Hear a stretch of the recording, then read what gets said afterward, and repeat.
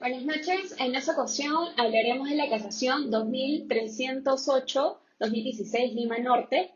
Este es el caso del Banco Continental contra Transportes de Carga Terrestre, San Judas Tadeo e IRL, por obligación de dar una suma de dinero de 139.249 más los devengados por una letra protestada. Por parte del Banco Continental, se agotó los medios extrajudiciales para el cobro, así que posteriormente se procedió con la demanda.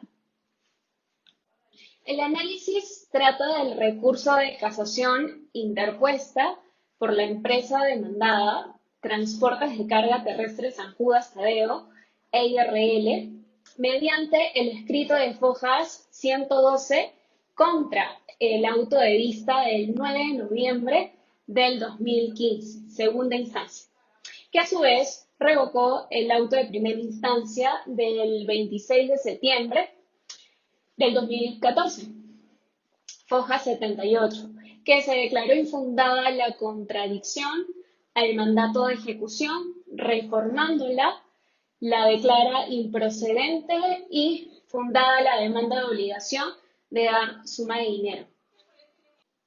Antes de seguir con el análisis de los fundamentos de hecho y derecho, debemos recordar que la obligación de dar suma de dinero en este caso es una pretensión judicial que implica una obligación de pago monetario. Bueno, mis compañeros les estarán explicando un poco más acerca de esta casación que a nosotros nos pareció muy curiosa y que conforme nos comenten de segunda y tercera instancia, también les parecerá a ustedes enriquecedora. Muchas gracias. Buenas tardes, profesor. Buenas tardes, compañeros. Mi nombre es Riquelme Leiva y a continuación procederé con los antecedentes de la presente casación número 2308 del año 2016. En primer lugar, y a manera de contextualización, tenemos que Transportes de Carga Terrestre San Judas Tadeo e IRL fue titular de una cuenta corriente en moneda nacional, la misma que mantenía un saldo deudor del cual derivó el título valor en materia de ejecución.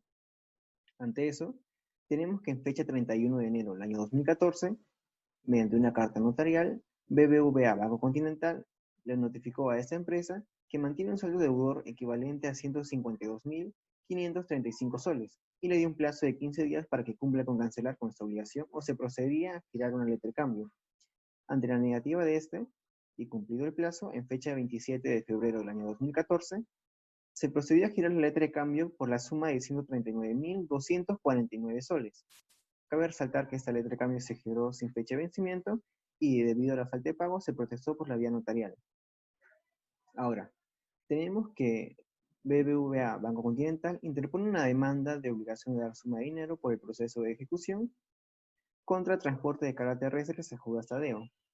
Exigiendo el valor contenido en la letra de cambio, así como el pago de intereses moratorios y compensatorios devengados desde el momento en que se extiende la obligación hasta que se cancele con la obligación. Ahora, tenemos que la contradicción presentada por la parte demandada plantea la nulidad formal del título, alegando que existe una deficiencia en el protesto. Esto en base a que el protesto se dio de manera tardía y que se notificó fuera del plazo, por lo que ésta no confiere una acción cambiaria. Del mismo modo, en primera instancia se declaró infundada la contradicción y fundada la demanda, ordenándose así la ejecución forzada, así como el pago de costos y costas del proceso. Ahora, mediante su escrito de apelación, la parte demandada eh, alega que la resolución plantea incoherencias en la motivación, que la resolución no hizo mención de la entrega tardía del título valor y que el acto de protesto se realizó fuera del plazo establecido, a lo que se le concede la apelación con efecto suspensivo. Ahora, en segunda instancia, la contradicción ya no es declarada infundada, sino es declarada improcedente. Y extraeremos una parte de esta sentencia que dice: la parte demandante vuelve a reiterar que la letra de cambio no ha sido protestada debidamente. Y esta es una de las razones por las que posteriormente se declara procedente el recurso de casación, puesto que con esto la sentencia únicamente limitó lo señalado por el escrito de apelación y nuevamente no hizo mención de la entrega tardía del título valor. Ahora, continuando con la exposición, mi compañero. Bien, buenas noches profesor, buenas noches compañeros. Mi nombre es José Luis Carnero y voy a hablar de los fundamentos del recurso de casación. El recurso de casación es impuesto a fin de garantizar las decisiones jurisdiccionales y cuando se ven vulnerados el debido proceso y las motivaciones y fundamentos de cada decisión de estos. En esta oportunidad se hace el recurso de casación porque existe una motivación insuficiente en las resoluciones jurisdiccionales, vulnerando el derecho del debido proceso, que es un derecho exigible por todas las partes y los sujetos procesales y que va acorde a los fines sociales y colectivos de justicia. En ese sentido, el derecho al debido proceso nos expresa el cumplimiento de las distintas garantías que respaldan el orden público, que son aplicadas a todos los procedimientos para que los ciudadanos puedan hacer uso de su defensa ante cualquier institución estatal y que deben estar conjuntamente relacionadas con los principios, reglas y congruente a nuestro ordenamiento jurídico. En este caso, el inciso 3 del artículo 139 de la Constitución Política del Perú prepondera e invoca que se debe existir una motivación que garantice que el magistrado pueda demostrar mediante su emisión que el caso en controversia está respaldado por argumentos tácitos y jurídicos. Por otro lado, el Tribunal Constitucional nos menciona 4 tópicos en los cuales se tiene que presentar este recurso de casación. El primero, la inexistencia de motivación o motivación aparente. Podemos observar esta limitación, según el Tribunal Constitucional, cuando existe una clara motivación y cuando ésta es irreal o solamente está forzada, exigiendo una escasa sustentación que no son correspondientes a las alegaciones del proceso. El segundo tópico sería la falta de motivación interna del razonamiento.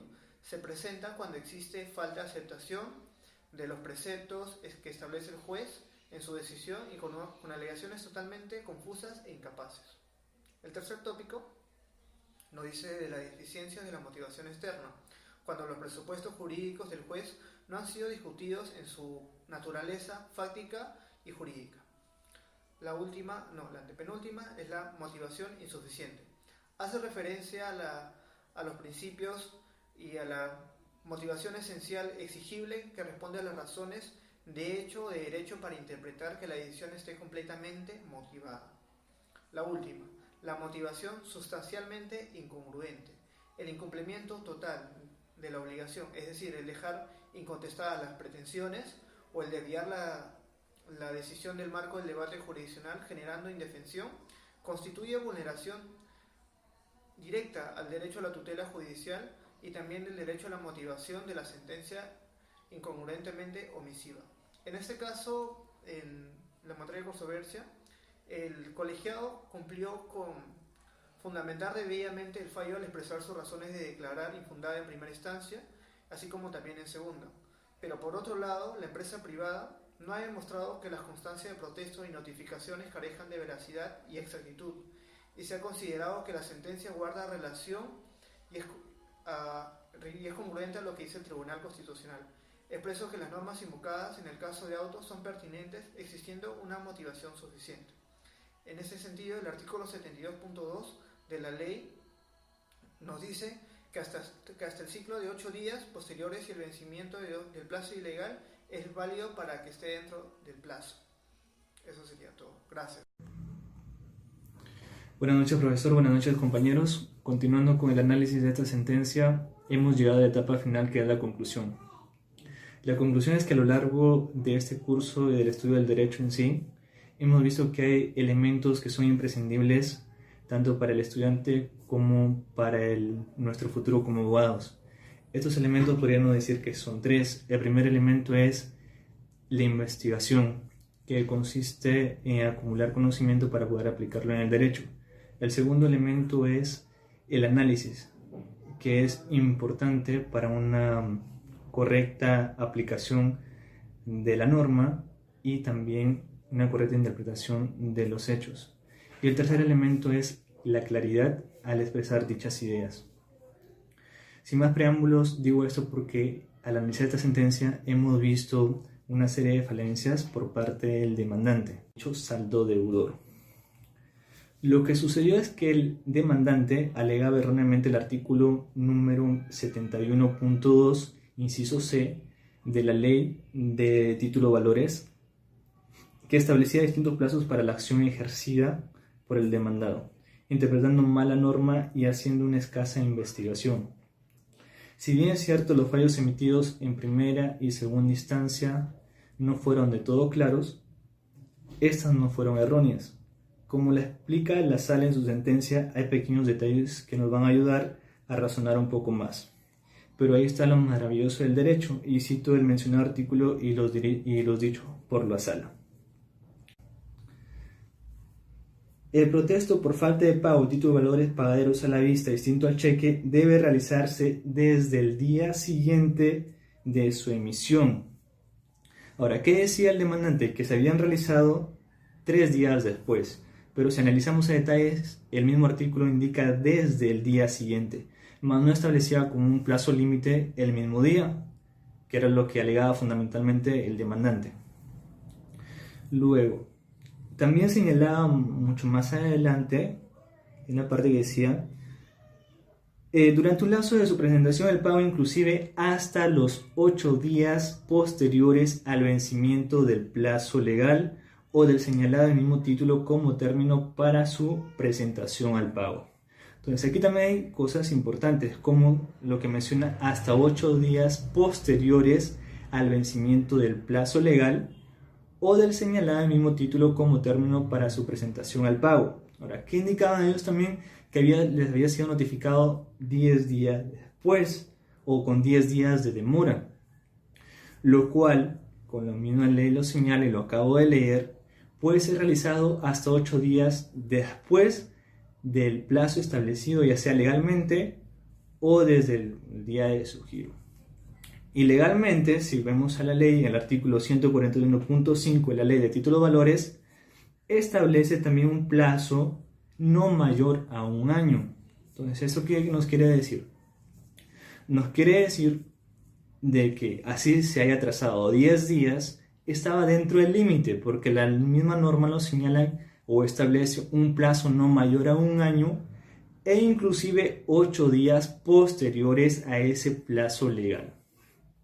Entonces, en ese sentido, la norma es muy clara, el demandante no interpretó correctamente los artículos, y ahí está la conclusión de que no solamente basta conocer qué elementos intervienen en la obligación, ya sea el acreedor, el deudor, sino también saber qué artículos vamos a utilizar, cómo interpretarlos, cómo aplicarlos en el derecho práctico, y cómo ejercer una mejor defensa para nuestros patrocinados. Esta es la conclusión del análisis que hemos realizado en cuanto a la sentencia, y eso es todo de mi parte. Muchas gracias, profesor. Hasta luego.